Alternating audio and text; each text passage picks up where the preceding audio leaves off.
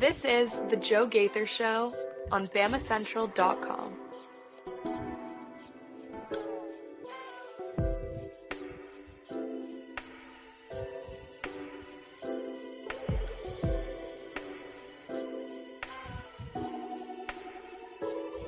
Good morning, Tuscaloosa, Internet world, West Alabama. How we doing today on this Friday? It is the Joe Gaither Show on BamaCentral, BamaCentral.com. Hope you guys are doing well on this Friday. We are not live in the Derek Daniel State Farm Studios today. Well, Mason is. Mason's still sitting in the Derek Daniel State Farm Studios. We're going to have a great time with you guys today on all your platforms, the BamaCentral YouTube channel, the BamaCentral Facebook page, the Joe Gaither Show Facebook page, everywhere that you can get the Joe Gaither Show on Apple Podcasts, Amazon, Spotify. Going to have a lot of fun today talking about basketball, Alabama basketball. We're going to talk a little bit about Cederian Morgan's recruitment. As Mason Woods wrote on BamaCentral.com yesterday, he updated his announcement date. And then we're also going to talk about the trial that is going on in Tuscaloosa right now. Michael Davis is up on the stand for capital murder. This trial relates to Darius Miles. Darius Miles' trial will be coming later. Former Alabama basketball players Brandon Miller, Jaden Bradley were on the stand this week, on the witness stand this week, and so we're just going to kind of talk about what's going on with that trial as well. As always, we invite you to jump in on the comment section at Joe Gaither 6, at BamaCentral, at MAWoods_, or leave us a voicemail, 205-462-7340, extension 800. Dax texted me yesterday, Mason's asking about if you could leave a schedule voicemail going through wins and losses way too early schedule prediction. I unfortunately did not get back to Dax yesterday, just a busy day. Dax, when you hear this, I'm going to text you when we finish. But yes, I would love that voicemail of the Alabama schedule. Absolutely, I would. Give us some hot takes, too, that we can really, get into. Absolutely. So with all that and the roadmap ahead of us, Mason Woods, good morning. How we doing? I'm doing good this morning, doing good. A little bit of a different setup, sitting here in the captain chair in the Derek Daniel studio. It feels nice, you can see I've got a different microphone today, so I'm struggling a little bit with not hearing myself in my ears like I usually do, but we're working through it. Had a good day yesterday. You mentioned Cederian Morgan did officially update that commitment date. Going to be July 2nd, the number one overall player in the state of Alabama, 6'4", 210-pound wide receiver. I don't want to put too many expectations on him or anything like that, but like you look at the guy, you immediately see Julio Jones. He looks body type very similar, moves very similar, like super fluid in his movement, extremely. You can tell he's flexible and things like that. He moves around well, has a super wide catch radius. This is a guy that is very, very impressive as a prospect. Let's see. I had his final 4, 5, 6 top 6 schools: Alabama, Auburn, Colorado, Georgia, Florida, and Clemson. So picking between some of the best programs in the nation. I imagine Colorado's maybe getting there with a juicy NIL deal. Who knows? But yeah, this is just he's an electrifying prospect. If you have not watched him, excuse me, take some time out of your day to go check out his highlight tape. You will see exactly what I'm talking about when I say Julio Jones. Very strong hands. Again, like I said, really wide catch radius. He's able to haul in contested catches, but he's also able to kind of operate in the open field. He's got good footwork, really shifty. Let's see. He's got his stats. He's from Alexander City, plays for Benjamin Russell. His stats are absurd. He's got 2 years of varsity football, 106 passes, 1,700 yards, and 18 touchdowns. So he is very legit. Also plays basketball and suits up in track and field. Really good in the high jump. I think he had a personal record of 6'8" in the high jump. And then in basketball, he averaged a double-double. So the kid is just a freak athlete. I think he is going to be spectacular anywhere he goes. Hopefully it is Alabama. Sounds like a guy from Chattanooga that I grew up watching. Darius Bowman a little bit. Darius Bowman played at Georgia. No, he played at Oklahoma State. His brother Brandon played at Georgia. But Darius Bowman was from Chattanooga, who was probably 5-6 years older than me. Yeah, I'm looking at it right now. He's 39. So I watched him play high school at Notre Dame High School, local in Chattanooga. He goes to Oklahoma State, gets in trouble, North Carolina, that sort of thing. 6'3", 215. So Cederian's even bigger. I saw this guy at Darius Bowman high jump 7 feet, and I saw him play basketball and like with my own eyes, the track, and just an athlete like that. Oh my gosh! So you think that? I mean, this is somebody who's not paying attention that much, just getting the Mason Woods recruiting updates. You think Alabama's in a good position for Mr. Cederian Morgan? Because when I thought Darius Bowman, we got to have that kind of guy. I mean, it certainly seems like from everything I've seen, from the folks who are a little bit more connected than I am, the people who maybe been doing it a little bit longer, they get the folks to get back with them a little more consistently. It seems like a lot of signs seem to point that he really enjoyed Alabama. I think he was here for A-Day. I want to say he was also here for Junior Day in February. So he's been here a couple times. He's got an official visit at the end of this month. Going to be here with the giant crop of guys that are going to be here on May 30th. I think they're obviously putting a lot of resources into trying to get him, but I also think he really likes it. Now, who is it? Is it it's Zion Gibson, isn't it? Zion Gibson is who's doing the recruiting for everybody. Yes.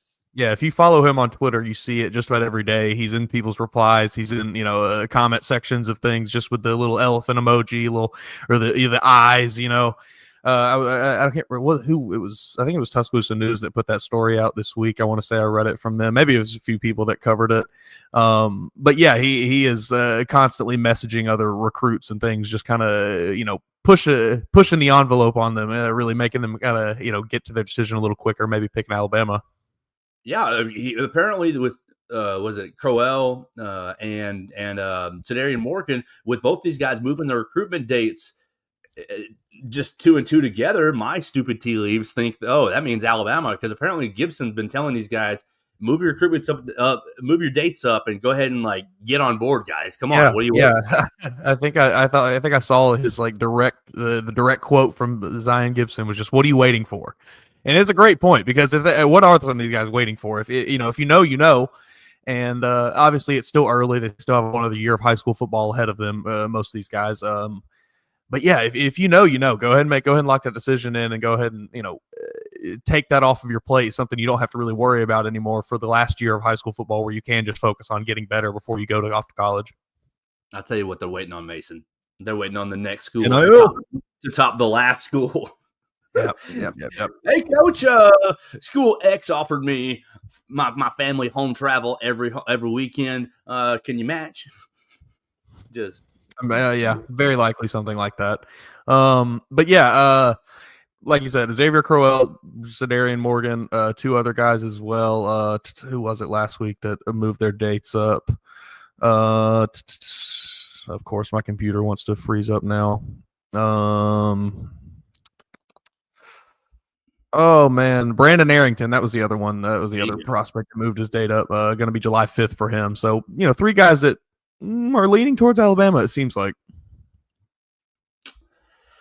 Well, it's going to be a lot of fun. You guys can follow the recruiting updates from Mason Woods at MAWoods_ and at BamaCentral.com. Obviously, Missouri on Missouri Tigers and Vanderbilt Commodores and Boston College in our family of networks. So Mason Woods covering all kinds of recruiting action for 4 different programs on 4 different tiers, really, of recruiting. Yeah, honestly, it really is, because Missouri is as much success as they've had in the regular season and things like that. They don't really recruit overly well.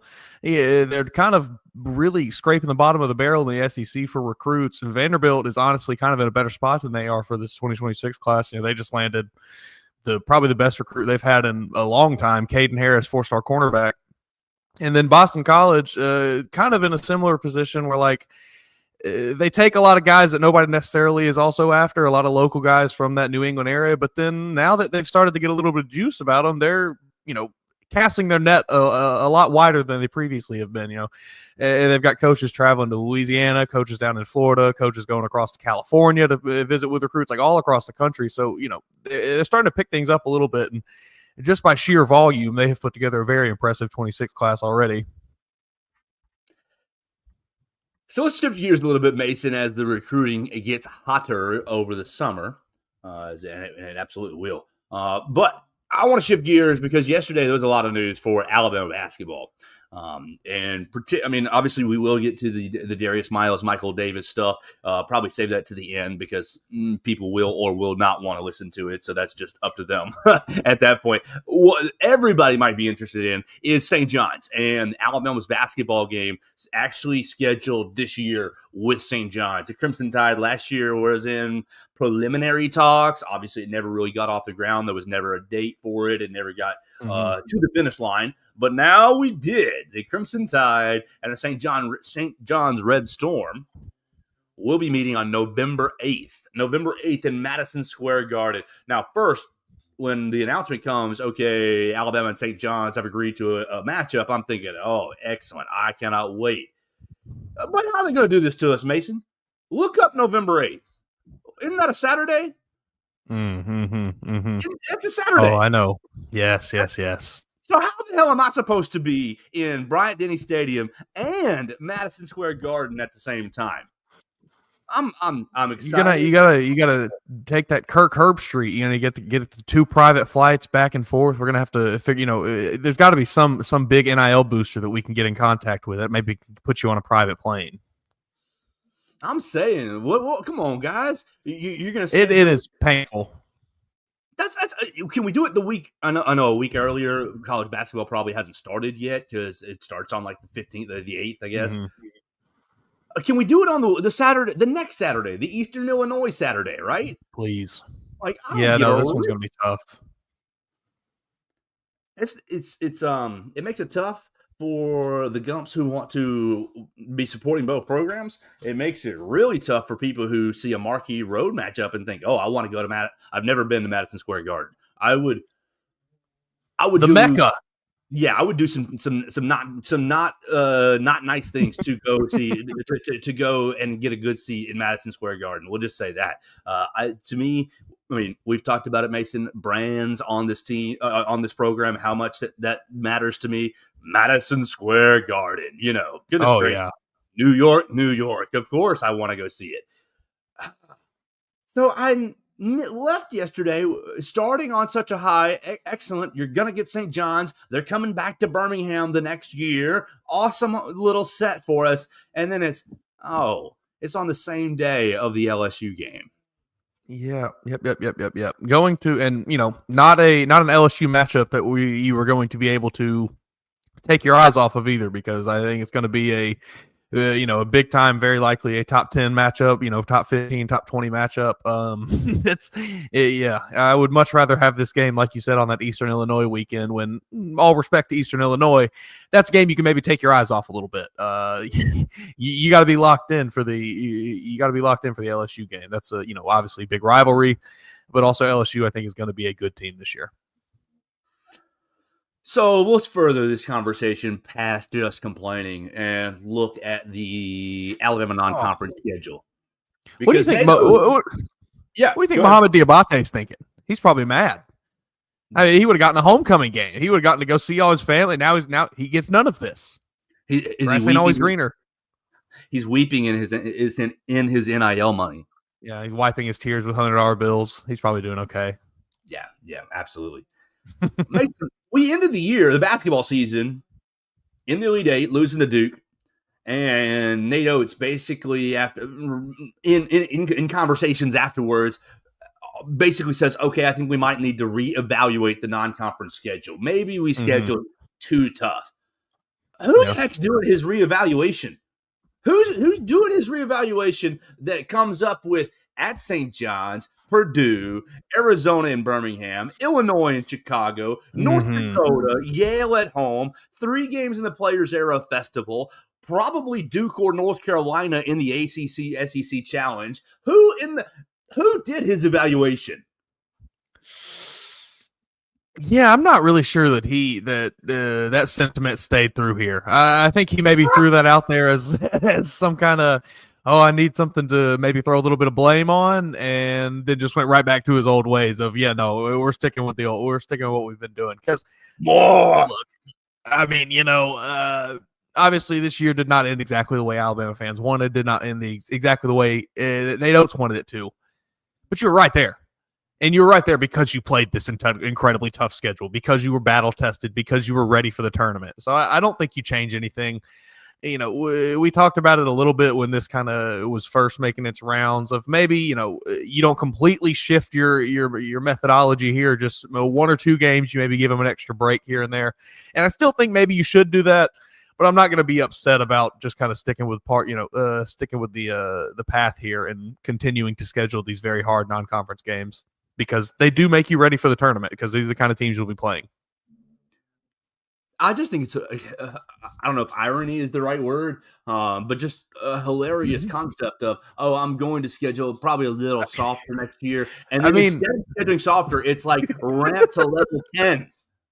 It's like, once again, the meme of like, we're all trying to find the guy who did this. It's Nate Oates being like, maybe we need an easier schedule next year. You made the schedule. Like, yeah, maybe he wants to.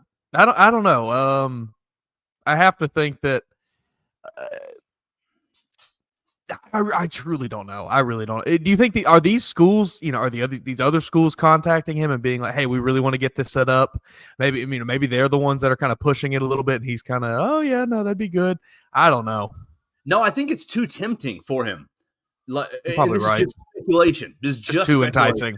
Exactly. So, like, if you're listening to this, I just think this is speculation and my feel on it. I think that the coaching staff gets into the schedule and they're like, yeah, we want to have, what's the non-conference, 13, 14, something like that, games. Okay, we want to have 5 really, really hard games. We want to have, 3 or 4, cake warm-up games, and then the rest in the middle. And I just think that I think when it becomes, hey, you can go play an MSG, yeah, we're doing it. Like, sure. And it's like, oh, you can play Purdue again. Yeah, we're doing it. We want that. We want that. We want that smoke. We can play Arizona. Yeah. And I think that by the time, now, I'm not saying that he's unaware. That's not accurate. But by the time that he said yes to all of these programs, it's like, shoot, our schedule looks like and look, I would do the same. I would struggle with the temptation as well, because why would you? I wouldn't. I'm not going to tell St. John's no. Right. Tell your kids we can't go to New York City to start the year, and instead welcome Western Tech Carolina U and win by 60 in Tuscaloosa in front of 1,500 people. Sure. No. Do you think that this scheduling ideology that he has carries any bit of points with recruits, as far as like, hey, you come to Alabama, we can guarantee you're going to be playing the best of the best in college basketball, and you can put out good tape to get to the NBA, a lot of on that same track? Do you think that really has any effect there? Because I don't know. I mean, I don't really know how much these recruits are paying attention to scheduling, but I would imagine that's a good pitch. I think yes, but different. It's not, hey, you can play against the best. I think it's, hey, you can play on national TV. You can play. Yeah. We're going to have your game. I mean, yeah, you're going to be an MSG. That's right. When you're playing the Players Era Festival, when you're playing the SEC ACC Challenge, you come to Alabama because Alabama's getting matched with Duke or North Carolina next year. I mean, if they're not matched with Carolina or Duke next year, ESPN, you've severely dropped the ball. Sorry. Like, you stick Alabama with Duke and Auburn with Carolina, and you just roll on by. It's no problem. Like, easy peasy. Don't complicate it, guys. But I think the pitch is a national stage that Nate Oates has built the Crimson Tide program. I think at first it was, hey, we have to play these games to get on TV. You got to go play. Obviously Alabama's been on TV for the last 10 years, so it's not just Nate in the last minute. But stretching the concept further, like, hey, we want to really lean into these huge games where Alabama's on TV, and you get a chance. Like LeBaron, I know you're going to get into LeBaron Philon with all things Bama, so I don't really want to get into him specifically and his draft decision really right here. But the point here is right in front of my face. You are working your way into the year, and LeBaron is, this freshman's really nice. And then you go to Purdue, and LeBaron Philon is the only one who shows up and has a good game, and boom, draft talk, draft boards, draft stuff, And we've been thinking about him, but now he goes to Purdue, Mackey Fieldhouse, Mackey Arena, and performs. I think that when LeBaron's decision gets played out, it will turn into a recruiting pitch. Look at all these tough places we play. Look at the stage we put LeBaron on. Look at the stage we put Josh Primo. Name your NBA draft pick on. And so I think really it's about it's about gaming the NCAA tournament system. Honestly, Sure. Which is fine. Like, dude, yeah, I mean, take me to Selection Sunday, not sweating, please. So game the system. Yes. That's what some of my friends haven't quite understood the last couple of years when Alabama's been losing some of these non-conference games. And it's like, yeah, but you've also been winning a lot of these non-conference games, and the committee knows that you're at least a 5 seed and you're not on the bubble. Yeah, that's an extremely valuable place to be. So you start every year with getting into the NCAA tournament, and so how you do that? Well, by scheduling your butt off. And ipso facto, it does get you prepared for the SEC tournament, and it also puts your players on a national stage to get themselves scouted. Yeah, these are all good. These are all positives. Factors were part of the temptation for Coach Oates of like, St. John's, yeah, Arizona, yeah. I mean, we just want to keep putting our guys on big stages. Purdue, yep, great. Yale, of course, we'll bring Yale in just because it's been a fun name in the state of Like, he's only doing that to dig at Bruce Pearl. 1,000%, and it's going to be disastrous if Alabama loses, but really, really nice if they win. He's probably doing that for Jordan Bruner as well. Yeah, Jordan Bruner comes in and watches both his old clubs play together. But I just think it's really fun. Like, personally, I love it. I do too. And as an Alabama basketball supporter, I love it because it's the old to me, Mason. What flashes in my head is Arnold Schwarzenegger in Predator. You're at the very end of the movie, right? So Predator's been killing all his friends, but Schwarzenegger, like, the odds are against him. He comes out, I'm right here. Kill me now. Bring it on. I'm right here. And ultimately, Schwarzenegger, spoiler alert from what was it, 1983, 4, 5. Too soon. Yeah, exactly. He wins, walks out, and the underdog says, "Bring it." I just every time I see another name on the schedule, I just think, "I'm right here. Kill me now." Yeah, I love it. I hope that it does not. I hope that he does not change it, because, like you said, even a really high quality good loss is still better than a crappy terrible win. Yeah, I do not give a rip about a 50-point win over Western Tech U. That doesn't even that's not even taken into account when they come to seeding or anything. But if you have a close loss to a Duke, or something like that, oh yeah, this is pretty good. This team is right up there with them. So it's going to be Duke's going to be so good next year. I haven't looked at their recruiting. How are they replacing all their juice? As I understand, they are doing a lot of the same and spending a lot of money. I think, what did I see, 25 million on the roster? Yeah, I think so. That's something like that. That was the number I saw either this week or last week. We love football and basketball, but come on. Would you rather Alabama just pick one and load up the money on one sport or the other? Ooh, that's a good question. Just because, look at Villanova. They haven't got a football program. Duke has a football program, but they don't give a rip about it. Sure. Like, these programs that are, we're a football school. We're a basketball school. I guess the better question is, if Alabama were to, say, divert all of their funds to football, would they be on the same level as the Oregons and Ohio States and, the Michigans of the world, or would they still be at a disadvantage?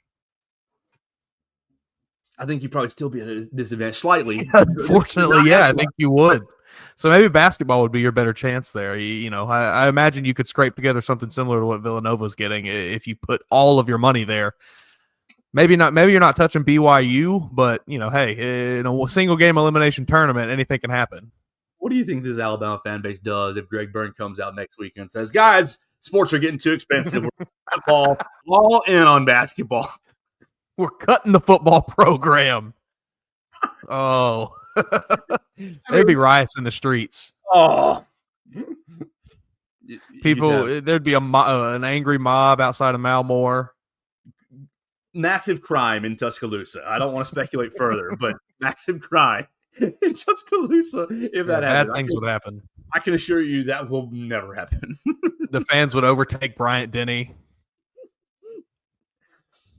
But this is really what, I mean, obviously we're being silly, but this is really what I think, going back to yesterday's conversation just a little bit, what I think Nick Saban's heart has been this entire time. Not for the football program, but for, and you can say, Joe, you're just drinking the Saban Kool-Aid, but for the volleyball program, the women's tennis program, the men's tennis program. I mean, just name your ancillary sport. I don't care. Your favorite ancillary sport. I think that that's what Nick Saban is trying to save with this businessman from Texas and with this partnership or this commission from President Trump. I mean, he was the last handful of years at Alabama. If we keep going the way we're going to end up cutting sports. And when you end up cutting sports, you cut opportunities, you cut scholarships, you cut, chances for kids to get education. So I think people view Saban as like this old school guy. Is like, oh, he's just trying to protect the system. It's like they fail to remember that a lot of these kind of old school thinkers are the ones who are so bought into the just like collegiate athletics as a whole, the prestige of being a college athlete, not just a football player, not just a basketball player, but all of college. Like, they love that stuff. And I think that's kind of getting lost in the mix here, especially with Saban. Yes. You get so many people, oh, you're just trying to keep the system. It is what it is. If you keep the current system what it is, like we talked about it yesterday, the balance of powers with the agents and players. If he just doesn't do anything, like, it doesn't make sense. The argument, you got Mike Florio going on. Oh, you're just trying to protect the system that you made a lot of money on. Oh, no. Oh, sure, Coach Saban, you made a lot of money on. Great. That doesn't make sense to me, because right now, I mean, yes, the coaches are still making a lot of money. Yeah, great, but the player, it's free. It's as free market of a system as you can get, almost to the point of, to a point of negligence, to a point of hurting the sport.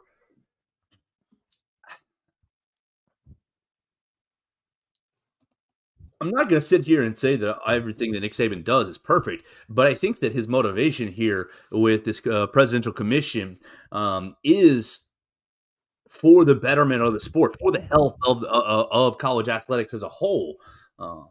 I don't think Coach Saban wants to see a super league in football, and I don't think Coach Saban wants to see the women's tennis program get disbanded because of revenue sharing. That's kind of what's going on. I mean, this House versus NCAA, the revenue sharing, you're going to have to distribute the funds. I don't think Coach Saban wants to see his colleague on, pick your whatever ancillary sport, get fired, that assistant coach, lose their job, that sort of thing. I think that's really where his motivation is, keeping all, 21, 22 sports at Alabama in place and, as an option for people to further themselves. I agree. And you mentioned, coaches, like obviously football coaches, especially basketball coaches too, to an extent, but mainly the football coaches making so much money, as much money as they do. But and this is, a bit of a cherry picked example, but Sharon Moore, Michigan, making about $6 million a year. Bryce Underwood is making right at $3 million a year, almost like 2.7 or something. So we are not that far away from a situation where a player could be making a larger salary than their coach. And that's not good. That's just not where he should be. Yes. This messed up. What are you talking about? You hear It's stories. ridiculous. You hear stories in pro sports. Oh, player X is making more than their coach, and tells coach to screw off. Like, and you want to talk about, loyalty to the brand, Alabama, loyalty to your school, whatever school you like. You give Bryce Underwood more money than Sharon Moore, he's going to say, I don't care what play you call, coach. I'm calling this play. Yeah, but you know how hard it would be to respect a coach if he made less money than you? Are you kidding me? Especially if you're an 18, 19-year-old kid? No, come on. It's not. That's ridiculous. Coach, you want to tell me what to do? You want to tell me what to Yeah. do? I'm just going to go in the portal with my millions of dollars and go find another school to pay me more money than your salary. Oh, man. It's disgusting. Please fix it, Saban, please. Right. You're past the point of, we just got to make sure everybody gets, like, you past the point of the kids are getting taken advantage of. Mm-hmm.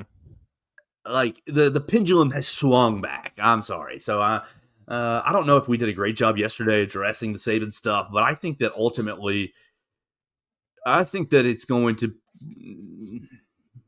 I think the way Coach Saban operates, he's going to put together, he and this businessman from Texas are going to put together a very thorough commission, a very thorough report. It's not going to be one sentence, hey, just send Oregon back to the Pac-12. Like, it's going to be deeper than that.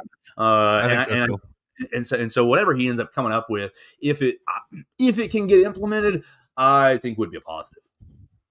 Yeah, I'm going to, as I have for the last 15 or so years, continue to put my faith into Nick Saban and trust that he's going to do the best for the situation presented to him, as he has. So I truly think he does have the best interest of the sport in mind, and he will do whatever he can to, quell any of these issues.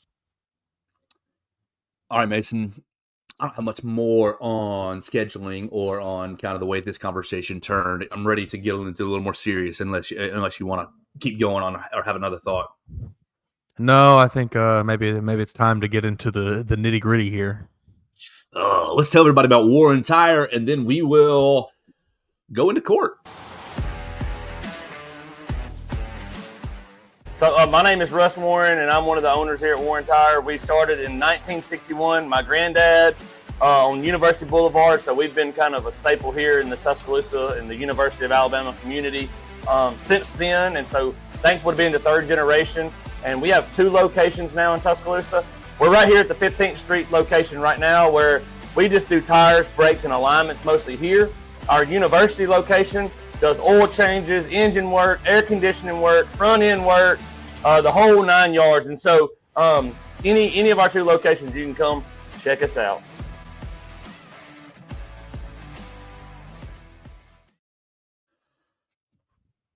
And we're back here on the Joe Gaither Show on BamaCentral, BamaCentral.com. You guys are watching us on the BamaCentral YouTube channel, Facebook page, on my own social media machines at Joe Gaither 6, or listening to us on Spotify, Apple Podcasts, and Amazon. We're with Mason Woods. We've been talking some Alabama basketball. We've been talking a little bit about, the landscape of college athletics, as we often do. Yeah, Mason, but we need to go back in time a little bit. 2 years ago, we had a huge scandal here in Tuscaloosa. Miss Jamia Harris was killed on the Strip in a shootout between several people. And obviously, the reason we're talking about it is the Alabama basketball involvement. Darius Miles still being in custody. Today, Darius Miles' counterpart, well, really this whole week, Darius Miles' counterpart, Michael Davis, the gunman, has been on trial for his capital murder case. Is now these 2 young men have been incarcerated for 2 years now. They have both been held without bond. That's a different discussion here, but certainly one worth having at a different date. But they've both been held without bond for 2 years, and now Michael Davis is basically on trial. You've got Jaden Bradley, you've got Brandon Miller, you've got Cedric Johnson. You've got Cedric Johnson's. Jamia Harris is the girlfriend. You've got Jamia Harris's friend who testified. Cousin. Yes. And you got Darius Miles' girlfriend, Skylar Essex, I believe, has testified. Mm-hmm. So you've got a lot of testimony going on in the Tuscaloosa courthouse over the week. And Mason, I guess I'll just open up by just saying that it just takes you first and foremost. It's a tragedy. It's a tragedy. Oh, I mean, it was 2 years ago. It is today.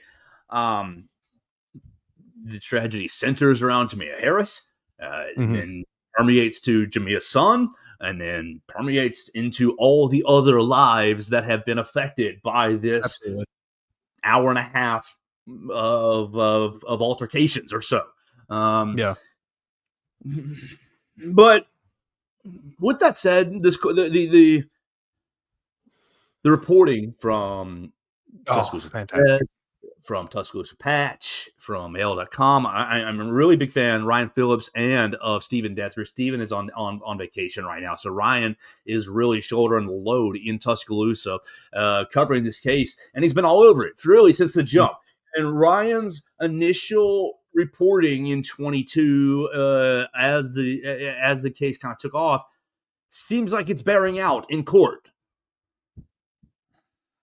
and so I'm really aggravated, Mason. I'm really aggravated because it just seems like a lot of things have been lost. A lot of details have just been glossed over, twisted, have been ignored to get to the point where Michael Davis and Darius Miles are incarcerated.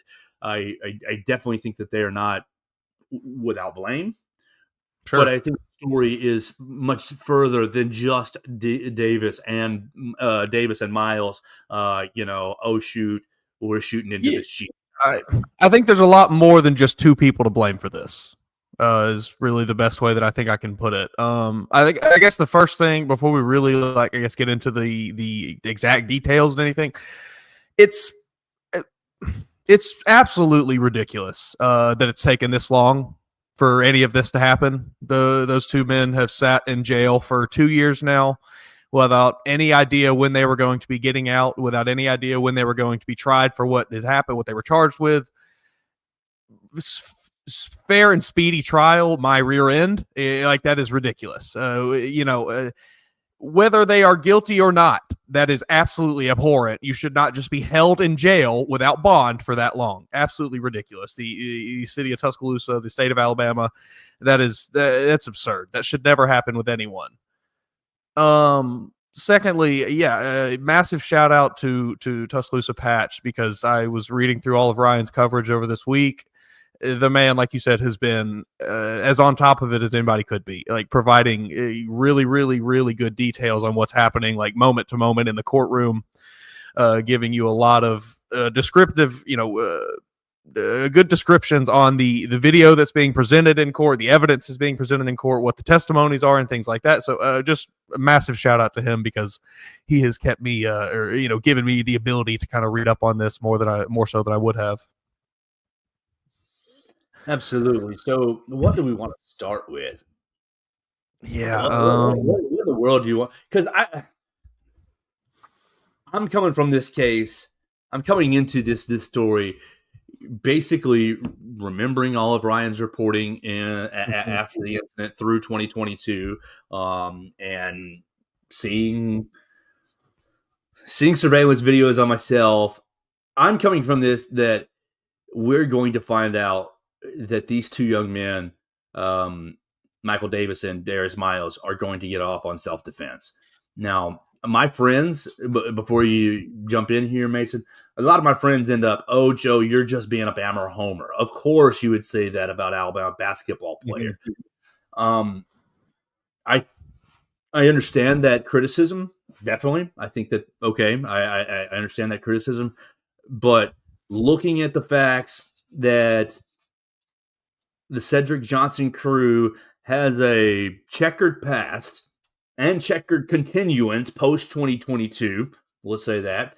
I don't want to paint them as horrible guys, but they do have criminal records that have nefarious, actions. So they're in Tuscaloosa to sell drugs for the weekend. All right, you're slinging weed, whatever, bro. But whatever. What are we doing here? Getting that's the point that just makes me just unbelievable. Davis and Miles, if you remember Darius Miles, he was a goof. He was a goofball all the time. He was not in a bad way, but I just want to have fun. I'm here to Yeah. make the team happy. He was a good player, he was a decent player, but it was much more Great of locker room guy. yes. And so I can see it now. He's just cutting up in front of this man's girlfriend. He's just cutting up. Enjoy. They won by 40. He's just cutting up. And wrong eyes get cut in the wrong place. And what ends up happening is Johnson and his crew, as Ryan has been reporting, basically go searching for these guys. Driving around the strip. Oh, you got this gun. I got that gun. We're going to make sure they don't mess with us, kind of thing. God. I mean, it just... I know that I'm coming from it from maybe a biased perspective, but the information seems very clear to me if you actually look at it. What I think happened is Jamia Harris died in that car, and they pulled up on a police officer in front of Bryant-Denny Stadium, and the police officer rightfully sees a dead woman and jumps into action and says, "What happened here?" Cedric Johnson gives his side of the story, and boom, we're rolling. And we're just chasing this angle of the story, which, look, it's a tragedy. Horrible. Oh, it's horrible. Oh. Yeah, it's extremely sad.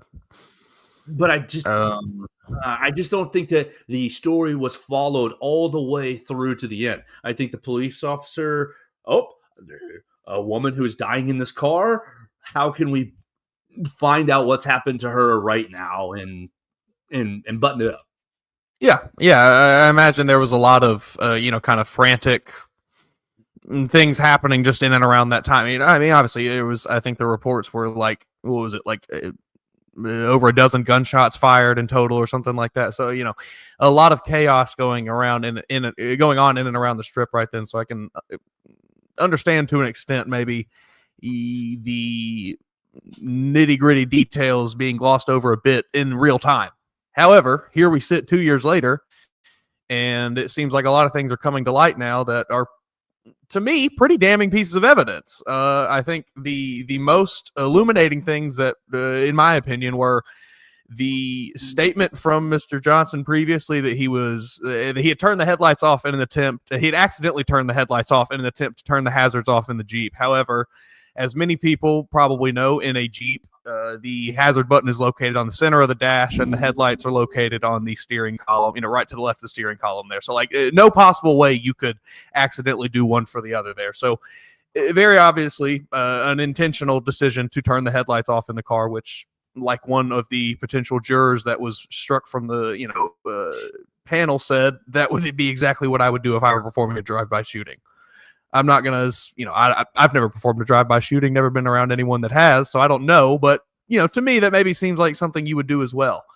And then also, what really was, I guess, frustrating to me was, seems like nobody wants to talk about the potential shotgun that was at the scene that they found evidence of. They found pellets on the ground to indicate that a shotgun had been fired, but just no one wanted to mention this.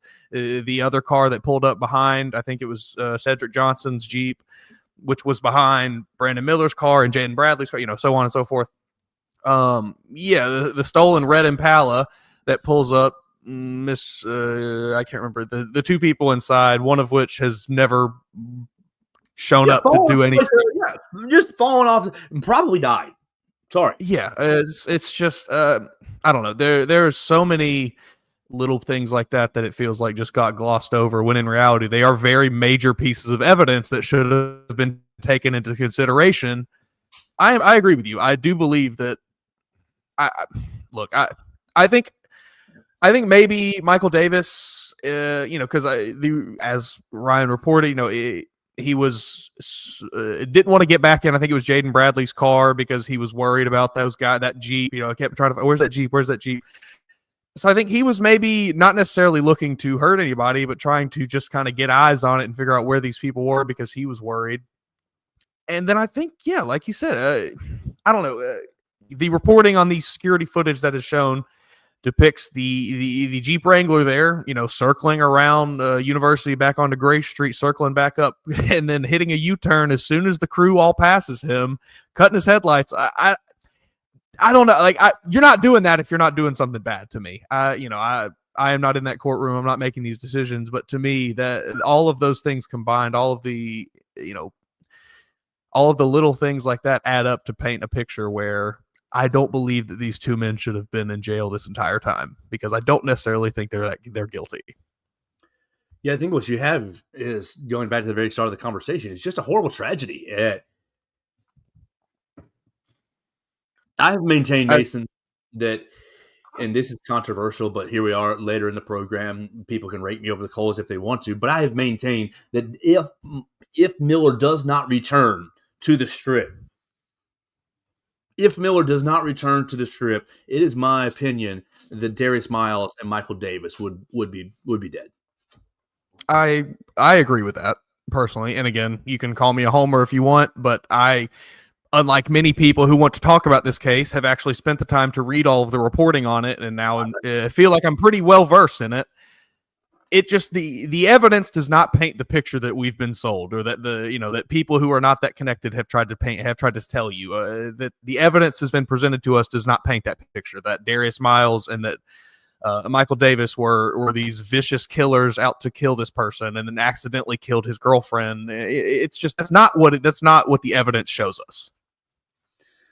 So this is going to be huge, really, for Darius Miles. Michael Davis is currently on trial. Miles' trial will be later in the year, allegedly. We hope.